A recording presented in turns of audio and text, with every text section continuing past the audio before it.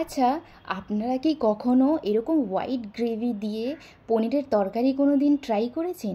আর সঙ্গে হচ্ছে একদম লেয়ারওয়ালা হচ্ছে লাচ্ছা পরোটা, একদম রেস্টুরেন্ট স্টাইলে, মানে রেস্টুরেন্টকেও হার মানাবে এমন একটা রেসিপি।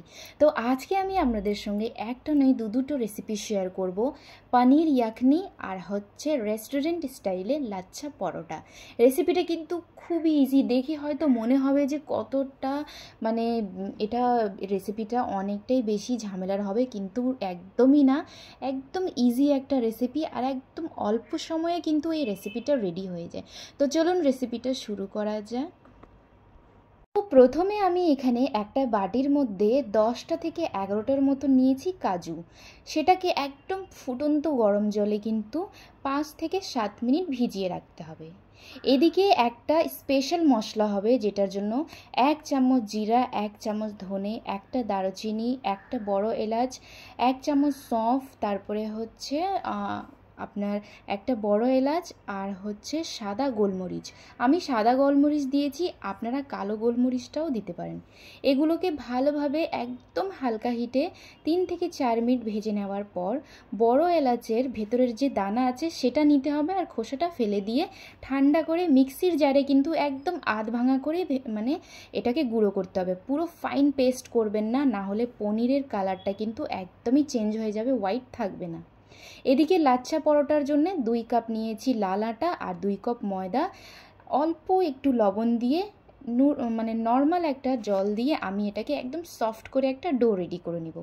আপনারা চাইলে পুরোটা ময়দা দিয়েও করতে পারেন, আটা দিয়েও করতে পারেন, কিন্তু ময়দা একটু না দিলে না লাচ্ছা পরোটার ওই লেয়ারটা কিন্তু আসে না। এমনি আটা দিয়েও লাচ্ছা পরোটা খেতে কিন্তু অপূর্ব স্বাদের, কিন্তু সেটাতে বেশি লেয়ার আসবে না, কিন্তু খেতেও অনেক ভালো। এদিকে দেখেন আটাটা কিন্তু একদম সফটভাবে মেখে নিয়েছি। সেটাকে উপর থেকে হালকা একটু অয়েল বা বাটার লাগিয়ে ঢাকনা দিয়ে ঢেকে রেখে দিব। উপরে অবশ্যই কিছু অয়েল বা বাটার ব্রাশ করে নেবেন, তাহলে আটাটা না ড্রাই হবে না। এদিকে পনির আমি সব সময় ফ্রিজে যখন রাখি একটু জলে রাখি, এতে কি হয় পনির কিন্তু সফট থাকে।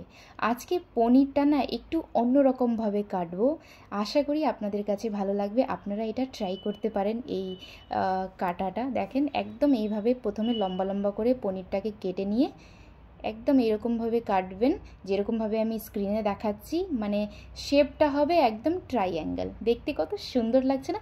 মাঝে মধ্যে একটু নর্মাল খাবারটাকে একটু অন্যরকম করে রান্না করলে না সেটাও খেতে আর দেখতেও কিন্তু খুব ভালো লাগে। তো আপনারা অবশ্যই ট্রাই করতে পারেন। এদিকে পনিরের জন্য একটা হোয়াইট গ্রেভি রেডি করব। তার জন্যে 4টা থেকে 5টা পনিরের কিউব আর যেটা ভিজিয়ে রাখছিলাম কাজু, সেটাতে গরম জল ফেলে দিয়ে কাজুটা নিয়ে অল্প একটু ঠান্ডা জল দিয়ে দেখেন ফাইন একটা পেস্ট করে নিতে হবে। আর হ্যাঁ, কাজু আর পনিরটা যখন মানে মিক্সিতে বাটা হয়ে যাবে না, এক্সট্রা আরও 2-4 মিনিট বাটবেন। এতে কি হবে না, মানে পেস্টটা একটু ক্রিমি ক্রিমি হবে। এই তরকারিটা কিন্তু সবসময় দেশি ঘিতেই বানানো যায়, দেশি ঘিতেই কিন্তু বেশি স্বাদ হবে। তাই জন্যই আমি 2 চামচ নিয়েছি ঘি, আর তাতে হচ্ছে পনিরটাকে একদম হাই হিটে আমি হালকা লাল করে ভেজে নেব। আর ভেজে নেওয়ার সঙ্গে সঙ্গে এটাকে কিন্তু জলে ভিজিয়ে রাখবেন, তাহলে পনির কোনো দিনও শক্ত হবে না। এদিকে ওই ঘিয়ের মধ্যে আমি দিচ্ছি আদা রসুনের পেস্ট। 2 থেকে 3 মিনিট মিডিয়াম হিটে কষানোর পর ওই হোয়াইট গ্রেভি যেটা ছিল সেটা দিয়ে দিচ্ছি, আর মিক্সির জারের মধ্যে হাফ কাপের মতন জল দিয়ে সেটাকেও ধুয়ে ধায়ে দিয়ে দিব। এই সময় কিন্তু আঁচটা একদম হালকা রাখবে, না হলে কিন্তু নিচে থেকে না লেগে যেতে পারে। ঠিক আছে? তো এটাকে আমি প্রথমে 4 থেকে 5 মিনিট ভালোভাবে কষিয়ে নেব, আর আঁচটা কিন্তু একদম মিডিয়াম হিটে থাকবে। তার সঙ্গে সঙ্গে স্বাদ অনুযায়ী দিয়ে দিচ্ছি লবণ।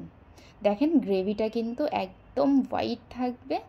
এদিকে আমি এটাকে 4 থেকে 5 মিনিট হালকা হিটে কষাবো।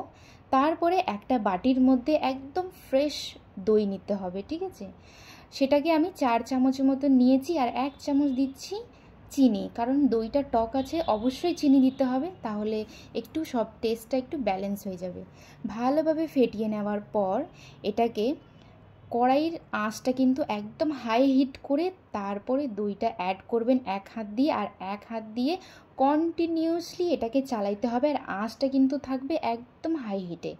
এইভাবে করলে কিন্তু দইটা কোনো দিনও ফেটে আসবে না। আপনারা এইভাবে যে কোনো তরকারি সবজিতেও ব্যবহার করতে পারেন। দই দেওয়ার সময় আঁচটা কিন্তু একদম হাই হিটে থাকবে আর কন্টিনিউয়াসলি এটাকে চালাইতে হবে। যখন টকবক করে ফুটে আসবে তখন আপনারা আঁচটা কম করে দিবেন আর দেখবেন গ্রেভিটা একটু পাতলা হয়ে আসছে। সঙ্গে সঙ্গে আমি মিক্স করার পর সঙ্গে সঙ্গে পনিরটা যে ভিজিয়ে রাখছিলাম সেটাকে জল থেকে বের করে দিয়ে দিচ্ছি আর 1 কাপের মতন দিচ্ছি জল। এটাকে একদম মিডিয়াম হিটে আরও 5 থেকে 7 মিনিট কষাইতে হবে। এটাকে আমি ছোট্ট গ্যাসে ট্রান্সফার করে দিচ্ছি। একটা ফ্রাই প্যানে নিয়েছি 1 চামচ তেল, তাতে ক্যাপসিকাম, পেঁয়াজ আর টমেটোর বীজটা ফেলে দিয়ে এটাকে হালকা একটু লবণ দিয়ে একটু ভাজা ভাজা করে নেব। আপনারা তেলের বদলে ঘিও দিতে পারেন, আরও বেশি ভালো হবে। আমি রিফাইন তেলে ভেজে নিচ্ছি একদম হালকা হিটে। আর ক্যাপসিকাম আর পেঁয়াজ কিভাবে কাটবেন, যেভাবে আমরা চিলি চিকেন বানানোর সময়, পনির চিল্লি বানানোর সময় বড় বড় কিউব করে ক্যাপসিকাম পেঁয়াজগুলো কাটি না, ঠিক ওইভাবেই আপনারা কেটে নেবেন। এই সময় আমি 1 চামচের মতন আদা দিয়েছি আর আদাটাকে গ্রেটারে গ্রেট করবেন না, একটু লম্বা লম্বা করে পাতলা পাতলা করে কেটে আমি দিয়েছি।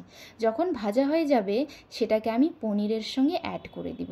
দেখেন কত সুন্দর হয়েছে, একদম গ্রেভিটা কিন্তু হোয়াইট হোয়াইট আছে। তারপরে এতে আমি মিডিয়াম হিটে করে 1.5 চামচের মতন ওই ভাজা মশলা যেটা ছিল না সেটা দিচ্ছি। আর হ্যাঁ, ভাজা মশলা যখন গুঁড়ো করবেন অবশ্যই আধ ভাঙা করবেন, বেশি ফাইন পেস্ট করবেন না, না হলে এই গ্রেভির মধ্যে দেওয়ার সঙ্গে সঙ্গে আপনার গ্রেভি কিন্তু হোয়াইট থাকবে না, কালারটা কিন্তু লাল হয়ে যাবে। তো এই সব জিনিসের একটু খেয়াল রাখতে হবে। এবার আমি ধনিয়া পাতা কুচি দিয়ে এটাকে কিন্তু নামায় সাইডে রেখে নেব। এদিকে লাচ্ছা পরোটার জন্য আটাটা দেখেন কত সুন্দর সফট হয়ে গেছে। আর একটু হাত দিয়ে মেখে বড় বড় করে লেচি কেটে নিচ্ছি। হালকা একটু আটা বা ময়দা দিয়ে এটাকে বড় করে একদম পাতলা করে একটা রুটি বেলে নিতে হবে। ঠিক আছে, দেখেন ঠিক এইভাবে। তারপরে 1 চামচের মতন দিচ্ছি রিফাইন তেল রুটির উপরে, আর এটাকে হাত দিয়ে হালকা একটু স্প্রেড করে দিতে হবে। উপর থেকে হালকা একটু আটা দিয়ে এটাকেও হাত দিয়ে মিক্স করে পিৎজা কাটার বা চাকুর সাহায্যে একদম পাতলা পাতলা করে, দেখেন স্ক্রিনে আমি যেভাবে দেখাচ্ছি সেইভাবেই আপনারা কেটে নেবেন। এই সময় কিন্তু কোনো রকম তাড়াহুড়া করা যাবে না। তারপরে এক সাইড দিয়ে যে কোনো চাকু বা চামচের সাহায্যে হালকা একটু উঠিয়ে দিবেন, দেখবেন সমস্তটা আটাগুলো নিজে নিজেই উঠে আসবে। এবার হাত দিয়ে একটু লম্বা করে, দেখেন একটু লম্বা করে একদম এইভাবে হাতে আঙ্গুলে পেঁচিয়ে নিতে হবে। তারপরে এটাকে কিন্তু বেলনা দিয়ে বেলা যাবে না, হালকা একটু 1 চামচ তেল দিয়ে হাত দিয়েই এইভাবে করে আপনাদের এই পরোটার শেপ করতে হবে। আপনারা বেলনা দিয়েও বেলতে পারেন, এতে কি হয় লাচ্ছাগুলো না সুন্দরভাবে খুলে আসে না আর পরোটাটা থাকবে একদম ছোট ছোট। ঠিক আছে, তাওয়াটা আগে থেকেই গরম করে 2 চামচ রিফাইন তেল দিয়ে তারপরে পরোটাগুলোকে 2 পিঠ লাল লাল করে হালকা হিটে ভেজে নেবেন, তাহলে ভিতর অবধি হয়ে যাবে। এটা না যে উপরে লাল হয়ে আসলে নামাই দিবেন। দেখেন একদম চেপে চেপে কিন্তু আপনারা পরোটাগুলো ভাজবেন। আর পরোটা ভাজার সময় তেলটা একটু বেশি দিবেন, এতে কিন্তু তেল একটু বেশি লাগে, তাহলেই কিন্তু ভেতরটা সেদ্ধ হবে। আর একটা করে দেখাচ্ছি, দেখেন এইভাবে সাইড দিয়ে পুরো রুটিটাকে কেটে নিয়ে হালকা একটু চাকু দিয়ে সাইড দিয়ে উঠাইলেই কিন্তু সমস্ত এই আটাটা উঠে আসবে। আর হাত দিয়ে একটু লম্বা করে আঙ্গুলে পেঁচিয়ে 1 চামচ তেল দিবেন, আর তেল দেওয়ার সঙ্গে সঙ্গে এটা কিন্তু নিজে নিজেই রুটির শেপে হয়ে যাবে। তারপরে দেখেন আমি আপনাদেরকে একটা ঠান্ডা হয়ে গেছে পরোটা ভেঙে দেখাচ্ছি, কত সুন্দর লেয়ার আসছে। দেখেন আপনারা অবশ্যই রেসিপিটা ট্রাই করবেন। কমেন্ট বক্সে জানাতে ভুলবেন না যে আমার এই রেসিপিটা আপনাদের কাছে কেমন লাগছে। দেখেন প্রত্যেকটা লেয়ার বোঝা যাচ্ছে কত সুন্দর লাচ্ছা পরোটা। আপনারা চাইলে আটা দিয়েও এটা করতে পারেন, কিন্তু এতটা লেয়ার আসবে না, কিন্তু খেতে সেটাও কিন্তু অনেক ভালো লাগে। আর আমি যে আজকে পনিরের তরকারি বানিয়েছি এটা আপনারা নিরামিষও বানাতে পারেন, খেতে কিন্তু অসাধারণ টেস্ট হবে। শুধুমাত্র রসুন আর পেঁয়াজটাকে স্কিপ করে দিবেন, বাদবাকি সমস্ত জিনিস সেম থাকবে। তো এটাই ছিল আজকের রেসিপি, আশা করি আপনাদের কাছে ভালো লাগবে। Thank you, tata.